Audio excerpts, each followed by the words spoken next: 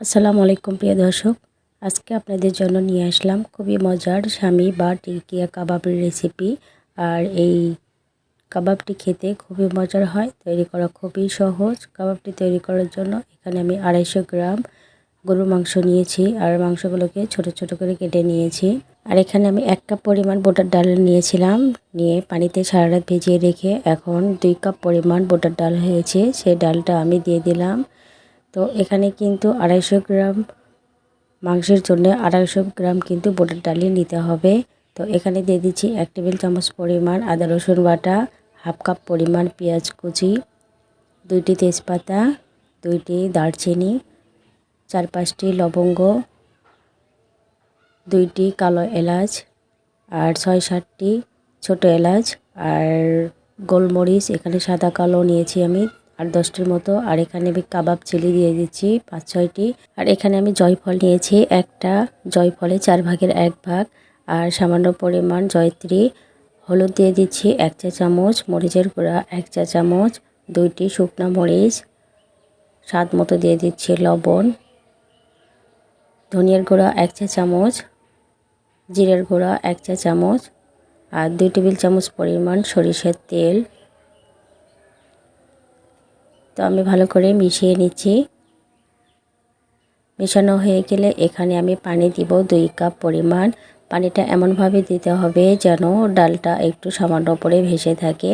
তো প্রেসার কুকারে ঢাকনাটা দিয়ে আমি শিশি দিয়েছিলাম 3 থেকে 4টি, আর শিশিটা আমি খুলে নিচ্ছি। আর দেখতে পাচ্ছেন পানিটা কিন্তু একদম শুকিয়ে গেছে, আর মাংস আর ডালটাও কিন্তু সিদ্ধ হয়ে গেছে। ডাল এবং মাংসগুলোকে আমি শিলপাটায় বেটে নিয়েছিলাম, এখানে অবশ্যই চেষ্টা করবেন শিলপাটায় বেটে নিতে। তো এখানে আমি দিয়ে দিচ্ছি 1 কাপ পরিমাণ পেঁয়াজ কুচি, 3-4টি কাঁচামরিচ কুচি, আর গরম মশলার গুঁড়া হাফ চা চামচ, আর লবণ সামান্য পরিমাণ দিয়ে ভালো করে মাখিয়ে নিচ্ছি। আর এখানে আমি বাইন্ডিংয়ের জন্য দিয়ে দিচ্ছি ডিমের সাদা অংশ। তো এখানে আমি একটা ডিমের সাদা অংশ দিয়েছি। আপনাদের যদি প্রয়োজন হয়, যদি মনে হয় একটু শক্ত, তাহলে কিন্তু আরেকটা ডিমের সাদা অংশ দিতে পারেন। তো কাবাবগুলো ভেজে নেওয়ার জন্য একটা প্যানে আমি আগে থেকে তেলটা ভালোভাবে গরম করে নিয়েছি, নিয়ে কাবাবের শেপটা দিয়ে দিচ্ছি, দিয়ে তেলে ছেড়ে দিচ্ছি। আর এখানে কিন্তু তেলটা অবশ্যই গরম হতে হবে। আর তেলটা যদি ঠিকঠাক মতো গরম না হয়, তাহলে কিন্তু কাবাবগুলো তেলে ছেড়ে দেওয়ার পরে কিছুক্ষণ পরে দেখবেন কাবাবগুলো ভেঙে যাবে। আর কাবাবগুলো এক পাশ যখন হয়ে আসবে, তখন কাবাবগুলো উল্টিয়ে দিতে হবে। বারবার উল্টাপাল্টা করলেও কিন্তু কাবাবগুলো ভেঙে যায়। তো এভাবে আমি সবগুলো কাবাবগুলোকে উল্টে পাল্টিয়ে ভেজে নিচ্ছি। তো কাবাবগুলো আমার ভাজা হয়ে গেছে, এখন আমি তেল থেকে উঠিয়ে নিচ্ছি। আর তেল থেকে উঠিয়ে নেওয়ার পর অবশ্যই কাবাবগুলো টিস্যুর উপর রেখে দেবেন, এতে করে কাবাবে যে এক্সট্রা তেল আছে সেটা ঝরে যাবে। আর সমস্ত কাবাবগুলো আমি এভাবে ভেজে নিচ্ছি।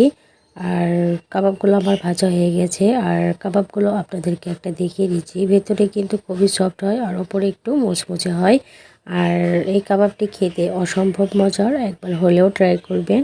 আর এই কাবাবটি খেতে এতটাই মজার হয় যে যাকে খাওয়াবেন সেই কিন্তু আরেকবার আপনার কাছে খেতে চাইবে। তো ভিডিওটি ভালো লাগলে লাইক কমেন্ট শেয়ার করবেন। আজকের মতো বিদায় নিচ্ছি, আল্লাহ হাফেজ।